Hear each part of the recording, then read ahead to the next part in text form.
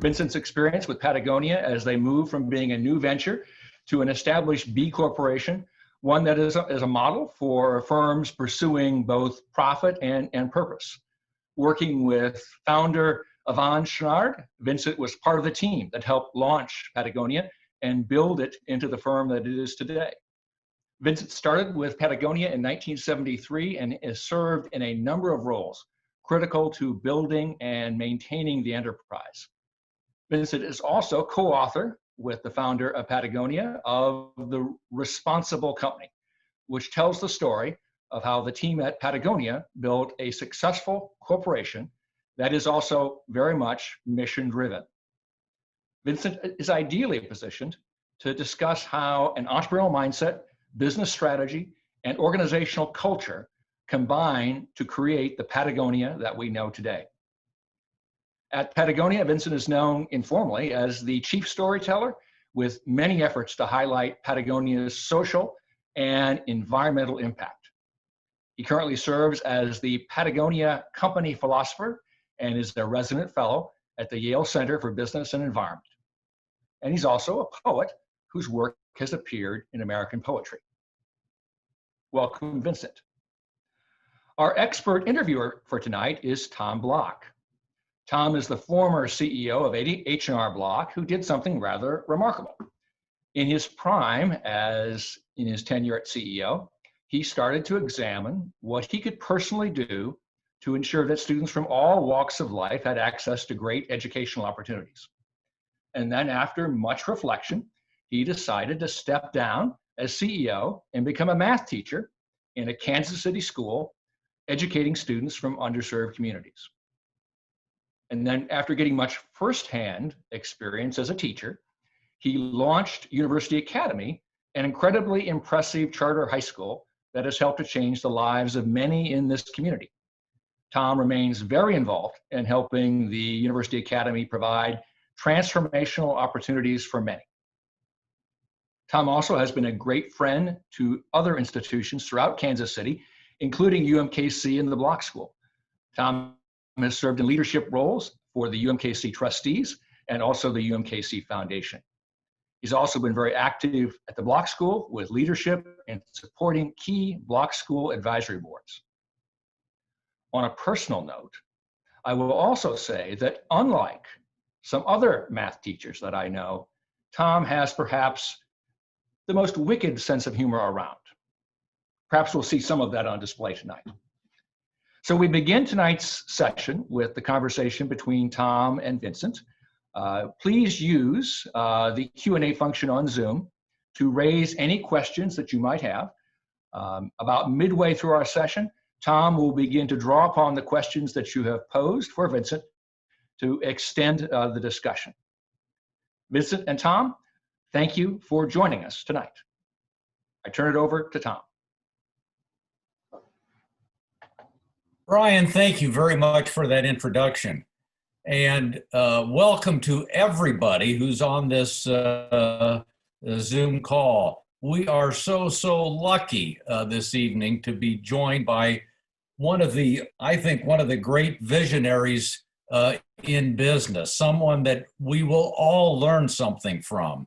And I started to make a list of questions here, and then I realized I only have about 25 minutes with Vincent, and then you all get to ask questions.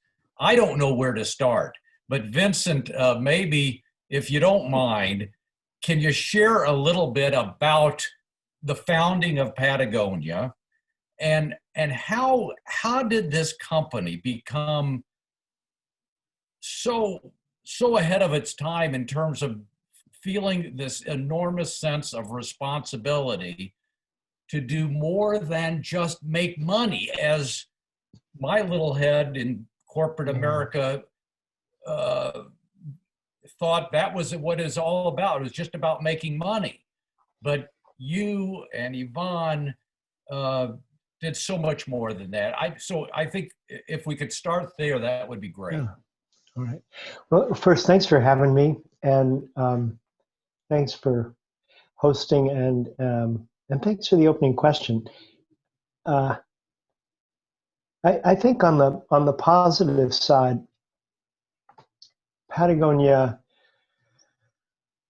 had kind of a mandate from the beginning because we came out of making mountain climbing equipment. When you're making mountain climbing equipment, there are a couple of things happen. One is you don't make good, better, best because your customers are trusting their lives to the quality of the gear you're making. I remember sitting in the courtyard inspecting ice axes for hairline fractures and thinking, if I fall asleep on the job here, I'm not only going to hurt someone, I'm going to hurt a friend of a friend, or a friend of a friend of a friend, because there were only about 3 degrees of separation between us and the most casual user of our gear. And because that world was small, we felt very confident about how we could talk to that customer because we were a part of that world. I was one of the few who was not a climber. I'm Yvon's nephew. It was a terrific career move on my part not to be a climber or a surfer because when the waves were firing, I was the last person in the office. So I would take the orders from the dealers. And after about 3 months, Yvon tapped me on the shoulder and said, "You're a sales manager." And I said, "What's that?" And he said, "Well, you figure it out." So we came from this world of making high quality gear. We came from a world where people really, they were climbers and surfers, and they came alive in the natural world. They felt this sense of aliveness when you get a mile from the road in the wilderness, or when you get 10 feet from the shore when you're surfing. And when you have that feeling of sort of being almost more than yourself in the world, you also form a desire to protect those places. So those 2 things were with us, this sense of making quality gear that people really relied on, and also this desire to protect wild spots. But when we started the clothing company, it was really to kind of cover ourselves. We didn't make very much money in the climbing business. We had a really good share of the world's business, but we did less than $1 million a year. And Yvon's best friend was a man named Doug Tompkins, who later would save about 2 million acres of wildland in Patagonia and Argentina and Chile. But at that time was engaged with his wife in women's clothing business, based in San Francisco and Hong Kong. So we had the contacts. We had imported, Yvon had imported a rugby shirt from Scotland. Rugby shirts are really tough because the players are trying to tear them off of each other. And that was our first clothing item. It turned out to be kind of a creeper success. It just did wildly better than our dreams. And so we created, the year I arrived in 1973, I arrived at a climbing equipment company. And by the end of the year, we were in the clothing business. We had figured out the Patagonia label. Not long after, Yvon and I went to Hong Kong, and I ordered way too many rugby shirts and sailor shirts and Chamonix guide sweaters, and that's how we got started. And so the idea of Patagonia was not to be a responsible company. The idea of Patagonia was, oh my gosh, we're not even going to get our hands dirty. This is so easy, so clean to be in the clothing business after dealing with iron and steel. And it wasn't until we had been in business about 12 years that we discovered how harmful the cultivation of conventional cotton is to the soil and to the air and to the health of the workers. And I think we called on all the moral resources we had coming out of the climbing business and said, we don't want to do this. So is there a way that we can keep our sportswear business without causing this kind of harm? And that's when we switched to organic cotton. So that kind of in a nutshell is the start of it. And it was not to be a B Corp, which of course no one had any idea what a B Corp might be. It really was, I sometimes say we stumbled into virtue. We would discover things we were doing that we realized that we really needed to change, and we would do the work of changing them. And that's how all our environmentalism got started. Well, that is quite a story. And, you know, I think about my dad and uncle who started H&R Bloch, and, you know, my dad would always say it was dumb luck.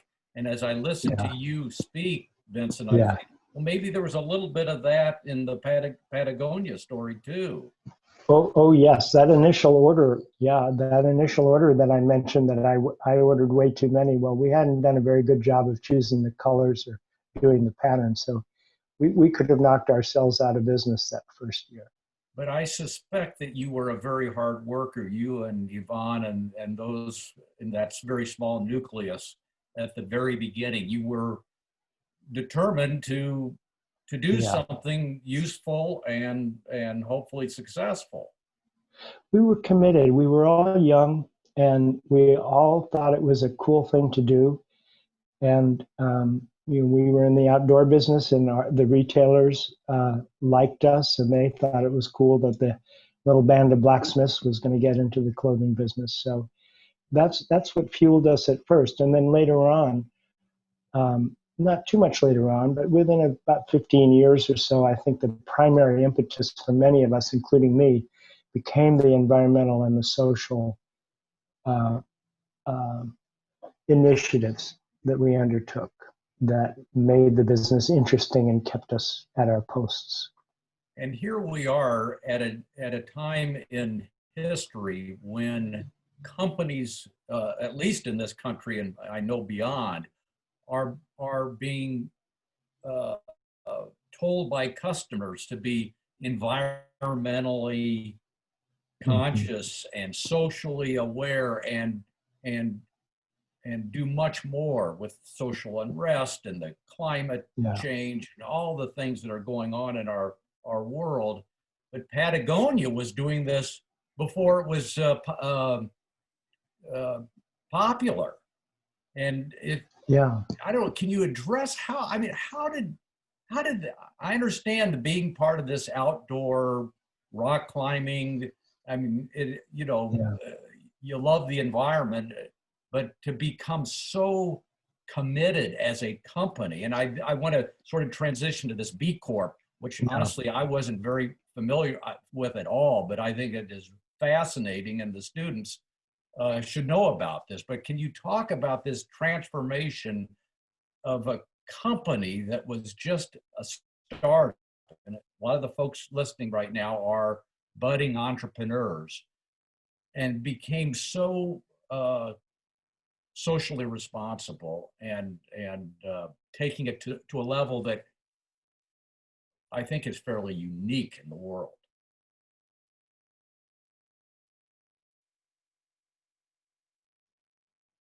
Vincent, I think you're muted. I didn't mute myself, I swear. Okay. Can you hear me now? Something happened. Oh, you know what I did is I pressed the button to keep it from going dark on me, and I think Zoom likes to mute, just when it feels the impulse to do so. I figured you were getting tired of hearing me ramble. So, not at all. I think that there was a seminal moment, and it wasn't the only one, but I think it is key is going back to the switch to organic cotton. And one of the things that happened is we made the decision to do this within an 18-month period, to take the entire cotton sportswear line organic. And we bought most of the organic cotton being grown in the San Joaquin Valley. And we kind of thought we'd done our homework. But it turned out that we hadn't, because when we bought the cotton from the farmers, we broke our connection to the global supply chain, because the farmers had no relationship to the spinners who turned the fiber into yarn, then no relation to the mills that turned it into knits and weaves and final fabric. So all of a sudden we've got to go and find out how to make shirts and shorts, because we had always just turned that over to the factory that we were ordering from. And when we went out to find a spinner, the very first step to turn our organic cotton fiber into yarn, the spinner said, "Oh, we hate this stuff. We hate organic cotton. It gums up the machines. You have to clean them beforehand and afterwards. We can't make any money on it, and go find someone else." And after a while, we started to have kind of a revolt, because our designers are working, and they said, "I've got to do everything I did last season. I've got to design the new styles. I've got to color them. We've got to do the specs, send them off, visit the major dealers, and go to the trade show. And by the way, find an entire new infrastructure for creating cotton sportswear, and raise the prices $3 to $5 on everything we make. And not a single customer has ever asked us for this. No one has asked us for organic cotton. So why are we the martyrs? Why can't someone else be the martyr?" And our response was, we actually took our employees, about 40 at a time, on buses to the Central Valley to show them, so that they could experience what the difference was between conventional and organic cotton. And the first thing you noticed when you got into the cotton fields was the smell, because the organophosphates that are sprayed onto the plants to prepare them are made out of the same chemicals used in World War I nerve gas. And they smell the way you would expect. You don't even have to open up the windows. And then the second thing is, if you dig your hand in the soil where conventional cotton is grown, there's no life. No weeds or vegetation of any kind, but no worms. They take 3 years to come back, and worms are pretty integral to soil health. And then no birds. Birds wouldn't go near the fields. And at the end of the day, we'd take them to an organic farm where there would be life in the soil. It wasn't just plants held mechanically in place in dead dirt and fed water and chemicals. It was a real farm. And people came back from these trips and they'd say, "This is a real pain, but we're committed. This is the right thing to do. We're going to make this happen." And that became the touchstone, I think, because when we were able to bring that off, when we were able to succeed after a couple of years, we got all our business back, and we got a reputation for doing the right thing. It infected the culture, because it's almost, if you're a runner, you want to run at a faster time. And if you're a surfer, you want to surf a bigger wave. And when you have environmental and social successes, you want to tackle the next problem. So I think that's what really set us off in a way. It's really fascinating. I wonder, and I see that the questions are already starting to come from the students, so I know my time is limited, but I did want to ask you, Vincent, about this movement, this B Corp movement. Right.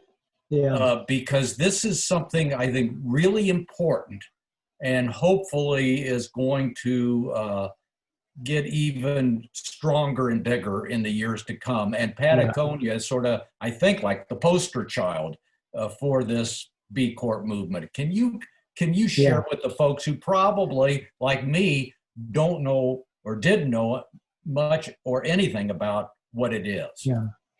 Well, thanks for bringing me back to that, because that is important. And I think we became a B Corp in 2011, and the movement was founded in 2007 by 3 friends who had been college roommates, and 2 of them had gone off to start a basketball shoe company. They sold it, and they were dismayed by what the owner did with the company that they sold, because they had operated it to high ethical standards, high social standards, environmental standards, and all of that went by the wayside. So the idea of the B Corp was to create an assessment for companies that want to live by their values. First of all, you have to discern what those values are that you want your company to live by, write them down, and in this case, into your business charter and your articles of incorporation, and then submit every 2 or 3 years to a holistic assessment of your practices. And it's the only we are audited. Our chemicals are audited by an outfit in Switzerland. Our labor practices are audited all over the world. But the bee impact assessment is the only holistic look we have at how we affect every stakeholder, from our employees to our customers, suppliers, the communities we operate in, the natural world. And, when they came to us, we turned them down. In 2007, we said, listen, we're doing all this stuff. We're glad you're doing this because we feel pretty lonely. We've been down this path for 15 years already, and not a lot of people are coming along. So this is great, but why we're doing much of what you recommend people do, and why should we submit to another assessment? And what changed our minds, we're a family-held company. We've never been publicly traded. And what changed our minds was the adoption of benefit corporation legislation, which was also sponsored by these co-founders of B Lab and the B Corp movement. And the idea is you write these values into legal language, and you become you get a separate legal certification. And when they did this in California, we thought it was very important for the future of the company, because when the children inherit from the parents, should they ever want to sell stock, should the ownership ever change, we wanted, it's almost, to state it negatively, create a poison pill for anybody who wants to come in and buy the company and not continue to give 1% of sales for environmental causes, not continue to care about environmental impact, not continue to pay wages for fair trade certified labor in the sewing factories, et cetera. So that was our motivation there. But what we found was that assessment is so valuable. It used to be every 2 years. Now it's every 3 years for us. It identified for us areas where we fell short. I think our first score, you're scored out of 200, and our first score was 107. It's a very rigorous test. So 107 was considered pretty good, but we were short on what we did is to benefit communities. And so we worked on that.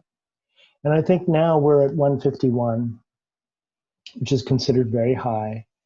But then we look at Dr. Bronner's, the soap company, and they have a score of 175. So we're wondering, what are they doing?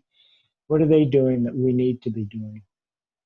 And the other thing I think that's interesting about the B Corp movement, it is now spreading to larger corporations, so that you have Danone, which is a 30 billion euro global company with several, I've forgotten how many brands, and Unilever, which has 400 brands. Those are both creating subsidiaries. Danone is committed to making the whole company a B Corp.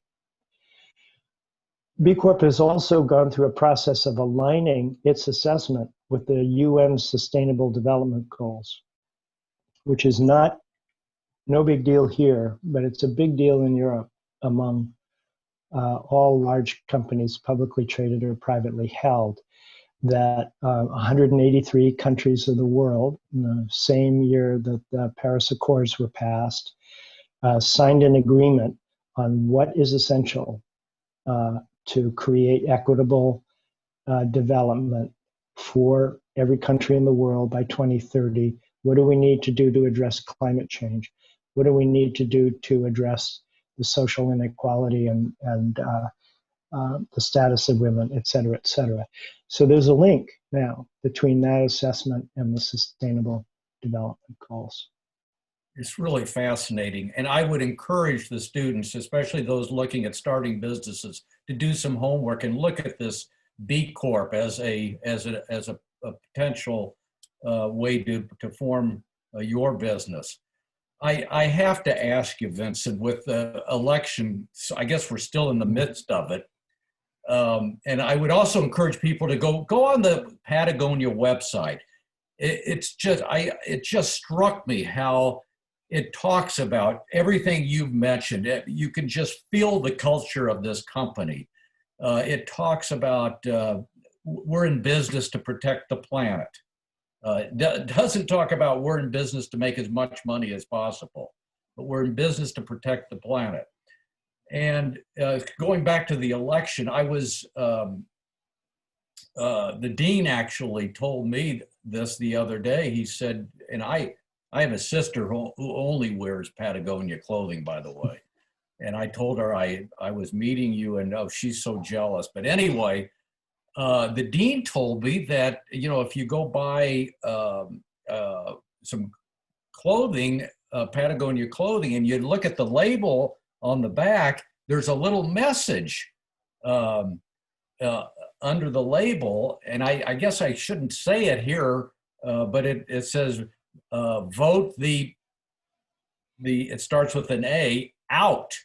Now, I came from a culture that said, as a company, you never want to get involved in politics because you're gonna make half the people mad. You may make a lot of friends, but some people won't agree with you. Yeah. But now Patagonia has not taken that approach. And I wonder if you can share a little bit about this. I just love it, this little message. And I just had to ask you about it. Yeah. We, we've become, I think for a long time, we were a company that supported environmental activists. And now we've become an activist company. And I think that is a result of the urgency of the climate crisis and also of the loss of biodiversity, the potential loss of our farmland. So we have been giving 1% of our sales since 1985. We have been devoting catalog space to environmental causes and website space. So this is kind of what we've done lately is kind of an extension of that. And we have lost a few customers, but on the other hand, in a way, it's horrible that what we advocate has become politicized. I mean, the conservation movement was a Republican movement until the 1970s. And it was Republican president and Republican Congress that introduced clean air and clean water legislation, so that it has become polarized for one party against another, with one party defending oil and gas and mining, and another party saying, well, no, why don't we try solar? Why don't we try wind? Why don't we try a host of economic activities that will help restore the planet to health? So, we found ourselves in that position that in order to support the environmental causes that we're really committed to, the assumption is made that we're kind of a democratic company. And the tag you referred to, the story I love about that is every once in a while, there's business culture is so important. And I think it's one of the things that's underappreciated, particularly in business school, because it's hard to talk about. But there is a history in Patagonia of people doing things and they don't get stopped. And when they don't get stopped, they get done. I helped create the Footprint Chronicles, which was the first interactive website on where the products came from and how they got there and what the environmental impact was. And we had no budget. And we just did it. And nobody stopped us, and it turned out to be a major initiative in the company. And this, the vote the out was a plural, by the way, was an initiative of 3 people in the design department, and they thought, well, we better get permission to do this, and they said no, because it would take too long. They would have gotten it. So they just did it. They just did it. They just did it. And of course, it's been, everybody who finds it is delighted. We didn't put it, don't rush out and try and find every Patagonia item with this message because it only went on a few pieces, but got a lot of attention. I want to go to the questions because they're piling up here. Okay. The first one, Vincent, what advice do you have for someone who's just in college now, wants to go in business, potentially start their own business? Yeah. What advice do you have? I know it's a pretty open-ended question, but yeah, well, go for it. But you know what I loved about the competition that Andrew announced at the beginning, that every one of those solved a problem, right? And I think we're at a time now where the environmental crisis is closed in on us because we have every year bad fires, we have bad storms, we have sea level rise on the seaboard where 40% of our population live. So I think we have a social inequality that is tearing the country apart. So I think it's really important that business, just like NGOs and as government needs to be doing, we need to step up and be a contributor to the solutions rather than to continue to create problems. And business has this tremendous ability to be entrepreneurial, to be innovative, to move quickly, to be self-sustaining. We don't have to go to foundations to support us. We don't have to go to government to give us tax breaks unless we're in the oil business. And this gives you folks, your students, just a tremendous opportunity to do satisfying work that when you come to, so I've been working for 47 years at Patagonia. When you've been working as long as I have, I guarantee you, if you do this kind of work, you're going to feel about your life that you lived it, that you lived it on your terms, and that you weren't waiting for something else to happen in order to make things happen. So I encourage people to understand their values, to do something. There's all kinds of things that business can do to do something good, and to do it in the right way, to become a B Corp as soon as you can, because I think that gives you, not only do you get the holistic assessment of your business, you also get the companionship of other people who are like-minded and who are trying to do the same things you are, because this is not an easy road. You can make a lot more money by engaging in, by being part of a bigger company and making your money in derivatives than you can in making charter schools or helping the neighborhood out. I mean, this is really an inspirational message. It's about how in business you can really make the world a better place. And yeah, what's more gratifying than that? Yeah. Vincent, our next question, interesting one, I think. How has Patagonia adapted to the outbreak of COVID-19? Yeah, thank you for asking. It has been tough. We were at the outbreak of COVID-19 in a very good position financially, lots of cash, very profitable, in great demand, but we stopped shipping early in March to anyone because we didn't think our warehouse would be safe for the workers. That was in the United States. So we were relying on business from Japan and Europe for a while. So we took a major hit, about 7 weeks of not shipping. We're coming back. Sales came back faster and better than we thought they would. But it's a changed world. None of us have been in the office since March.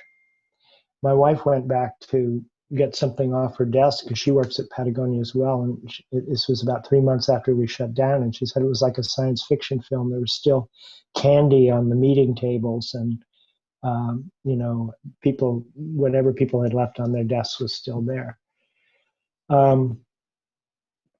So one of the projects I've been involved with this summer and will be, I think, into the next year, is a kind of reimagination process. How are we going to be different when we get back to work?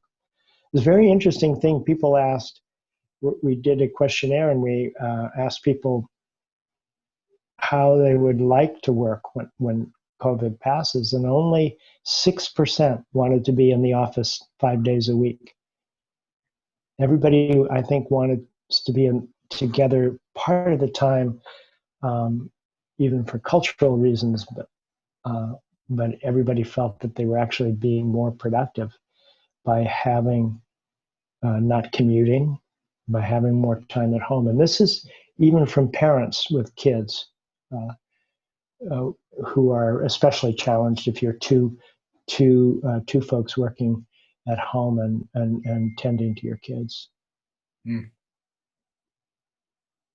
Pretty amazing.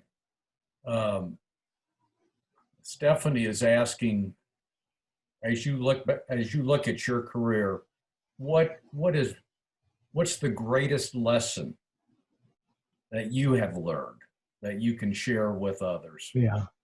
And we may have already touched on that, but yeah, well, a little bit, but I'll tell you so when I was 40, I had already worked at Patagonia for 20 years. And I was much more cynical when I was 40 or 42 about what was possible than I am at 68. And I think because when I looked at what we had done, we'd created a cool company and all that. But I looked at the systems that we were operating in as pretty much that's the way it is, and that's the way you've got to deal with things. And now, 25 years and more later, I look at what these people that I worked with have been able to do, and it's astonishing. They've made big changes. They've made big changes that have influenced other companies. So I'm much less cynical. And I think that's kind of the most important lesson I've learned, is that this cultural confidence that we have developed over time makes a huge difference. And the other lesson, which I think is very hard, I never would have identified as a young person, it is very philosophical. Everybody has to understand that what you do today is making the world of tomorrow. So everything you're doing today is going to have a consequence, and the world will be shaped according to that. Yeah. You know, someone is asking here, and I have this down as one of my questions too, and that is about the recruiting practice. Yeah. You know, this is a B Corp. It is a very, very strong culture. Can you talk a little bit about the HR function and recruiting employees and what you're looking for to fit in this very unique environment? Well, it's much easier now. And so I would say maybe one of the most difficult points for the company was in a certain way, in terms of hiring, would have been in the early 2000s, where no business school had a sustainability program until about 2003.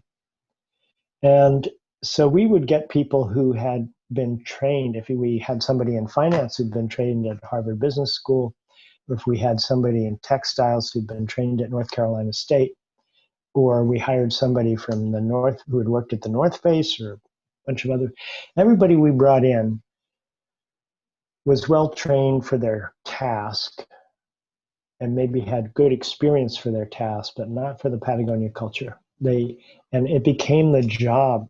It was the job of the culture to bring people on board, and that's really hard. And I think what we've had for the last dozen years or so is that people are attracted to the company for its values. There's some jobs we post, we get 1,000 applicants for a single position. So we're able to choose people who have the training, who have the experience, and who also have the values that we need. And this is across the board. One of my favorite stories is that our CFO, who came to us from Disney, not exactly the hippest, most lackadaisical of companies, when we went out looking for a second warehouse, because we had outgrown the one we have in Reno, she started the real estate agents were showing her farmland.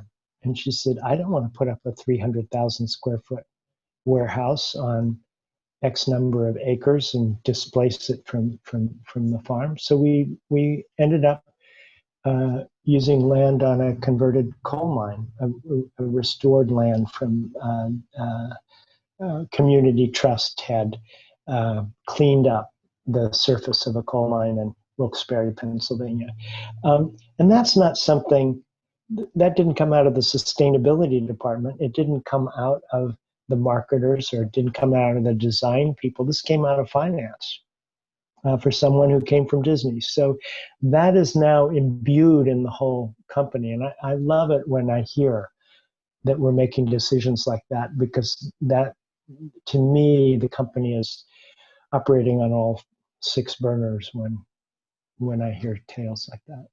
That's a great story. And it fits perfectly, I think, into this next one, which I'm reading on the screen here. And it says, it seems that when you are trying to balance a purpose, which in this case is protecting the environment, the planet, and making money, sometimes those things are in direct conflict with each other. Mm-hmm.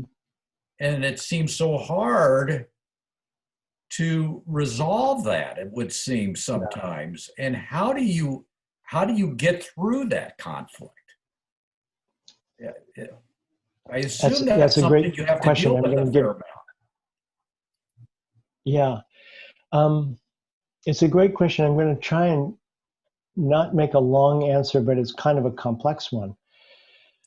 I think in a lot of cases, if I look back at some of the changes we made that looked like risks, that we were going for purpose versus profit, if I had looked at those decisions as an investment rather than an expense or a risk, I should have, because here's the mute thing again. That's how they turned out. They turned out to be an investment that was successful.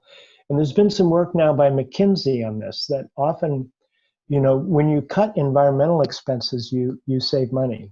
Ask Walmart. You cut the water. You have to pay for water. You have to pay to remove waste. You don't yet have to pay for carbon, but we soon will. And but when you make social innovations, they often cost you more. So the question is, are they going to pay off on the back end? And businesses don't really have a good way to do that yet. And McKinsey has been working on some methodologies for that. But the other thing I think that's more important for us as a company is that I think that as long as you are pitching your business purpose, your business, your what makes you money versus your purpose will suffer, because you have to meet a payroll, you have to pay the rent, you have to pay for the goods that are coming in or the services that are performed. But what's happened at Patagonia, I think particularly in the last 10 or 12 years, is that our constraints, the constraints we put on ourselves. I'll give you an example. If I'm a fashion designer, I can go to the Fashion Institute of Technology library in New York and choose from thousands of fabrics. If I'm a Patagonia designer, maybe I can choose from 50, because of the constraints we place on ourselves, both social and environmental. But these constraints drive innovation. As I mentioned to you, when we switched to organic cotton, we actually learned how to make clothes for the first time, which led to savings when we were having clothes assembled at the factories. So if you can make your purpose actually drive the business, then you're not in this position of facing a compromise every day. You're still making daily choices that are difficult, but it's not like you have two businesses, one of which makes money and one doesn't. And when does the non-profitable company get to have its say? That is a really terrible position for a group of people to be in. And when you look at the related question, the company gives 1% of its sales to environmental organizations. Yeah. And again, my example of one, my sister, who's a fanatic customer. Yeah. I mean, she looks at that as such a good thing that she wants to buy more. And I guess, would you say that when you do things like that, you're giving away money, but you also may be endearing your customers to you. Yeah, you're creating a level of loyalty. We do free repairs on clothing, and we don't advertise that, and we don't really talk about it, but we just don't charge the customer for it. And every customer who gets something repaired that wasn't our fault. I think she told me she sends her clothes back when she's done with them. Yeah. Which I had never heard of. When they're worn out, we take them back and we recycle them into something new. That's what she said. Okay, yeah. Kyle or Jack here wants to know, where do you see the future of Patagonia? You've got, it's an open-ended question too, but what comes to my mind is you got the brick and mortar retail business, you got online, and apparel is extremely competitive business. Can you just address the future of the company? I think that what we've done over time is to build a really strong relationship with our customers. And as a community, they're buying from us, but they come to events at our stores. We have a platform to connect customers to particular environmental causes in groups that are active in their regions.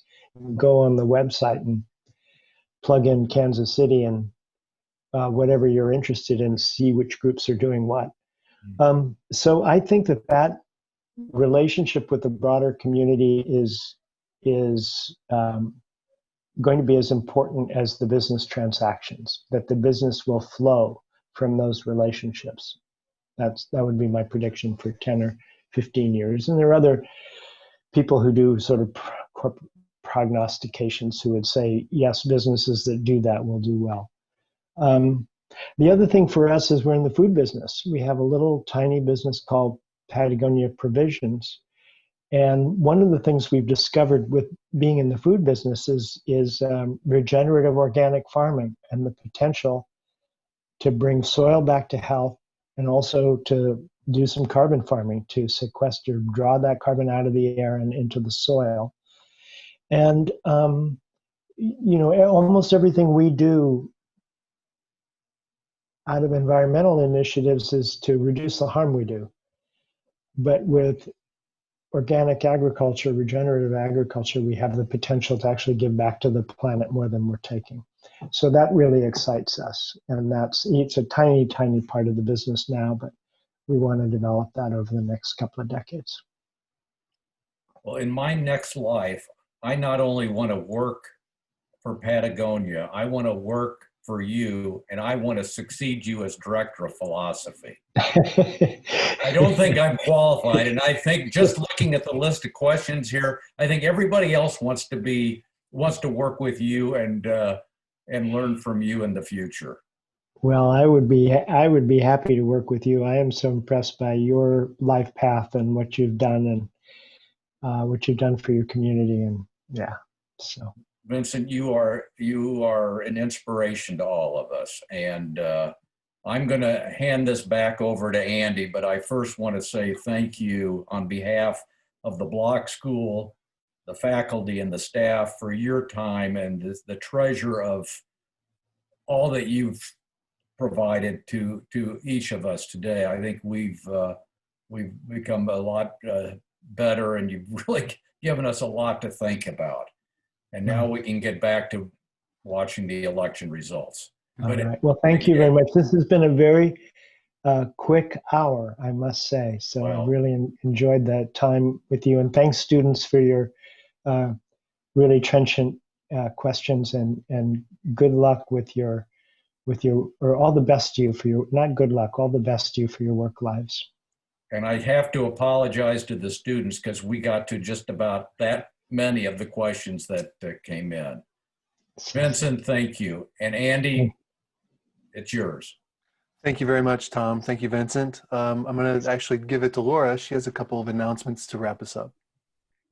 Thank you so much, Tom and Vincent. That was a really great conversation. I found it very inspirational, and I know based on the questions, our students are really interested in continuing this conversation. So I wanted to provide them two opportunities that they might be able to hear a little bit more in the next week. So first of all, on November 12th starting at 4:30, we will be having our 35th annual Entrepreneur of the Year Awards. It's a virtual event this year, and it's open and free for all of you to attend. So I'd like to invite you. Vincent will actually be accepting award for the Henry W. Bloch International Entrepreneur of the Year Award on behalf of Yvonne. So you'll get to hear a little bit more of his conversation during that presentation. You'll also hear from Nathaniel Hagedorn of North Point Development as the Kansas City Entrepreneur of the Year. You'll hear from Robert Hatch as our Social Entrepreneur of the Year. And then we're going to honor our Student Entrepreneur of the Year, Janae Johnson. The link is here. I'd encourage you to sign up. It starts at 4:30 with a student venture showcase, and then 5:30 with the ceremony. So check that out and RSVP so you can watch that. The second opportunity is coming up on November 3rd. Well, actually I have a couple of things. So Global Entrepreneurship Week for Kansas City starts on November 16th. Those are great free opportunities, so we want you to sign up and participate in various workshops. They are held virtually this year, but there's lots of great opportunities for you to meet different entrepreneurs in the Kansas City ecosystem. So that's the link for that one. And then the last thing is November 13th, Vincent and Tom will be joined by Jeff Jones from H&R Block and St. Peter from Global Prairie, and Christopher Marquis from Cornell University, and they will be having a conversation about B Corp movement and the power purpose-driven business. That event is sponsored by the National Association of Corporate Directors, the Heartland Division, and ACG Kansas City. They have generously let us invite our students and our faculty to attend that as well. You'll see the registration link. So I'd like to encourage you to sign up for it as well. It'll be Friday, November 13th at 8 a.m., also held virtually. And last but not least, we will be having our December 2nd, first Wednesdays will be 5 o'clock.